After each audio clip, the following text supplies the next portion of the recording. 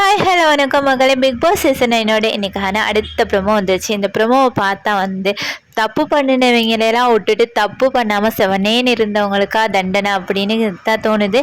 என்னன்னு பார்த்தீங்கன்னா தப்பு பண்ணின பாரு அண்ட் சாண்ட்ராவை கேள்வி கேட்காம விஜய் சேதுபதி சார் என்ன செஞ்சுட்டா டைரெக்டாக தலையாக இருக்கிற கானா வினோத்தை திட்டிக்கிட்டு இருக்காரு. என்ன நியாயம்னே தெரியலை.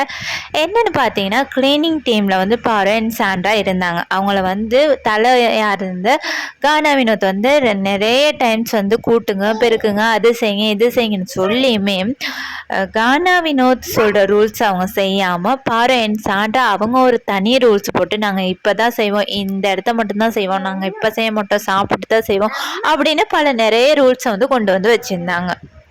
கானா வினோத்துமே எவ்வளவோ சொல்லி பார்த்தாரு. பட் அவங்க அதை காதலே போட்டுக்கல. முக்கியமாக விஜய் சேதுபதி சார் இவங்க 2 பேரை தான் ரோஸ்ட் பண்ணணும்னு பார்த்தா கானா வினோத்தை சம்மந்தமே இல்லாமல் ரோஸ்ட் பண்ணிக்கிட்டு இருக்காரு.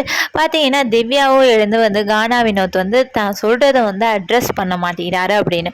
அந்த மனுஷன் என்ன தப்பாக செய்வீங்க? ஆளாளுக்கு கத்திக்கிட்டு இருக்கீங்க. அவர் கத்துனாலும் கத்துறாருன்னு சொல்கிறீங்க, கத்தலைன்னு சொல்கிறீங்க. அப்போ என்ன ஒரு மனுஷன் செய்வாருன்னு எனக்குன்னா தெரியல.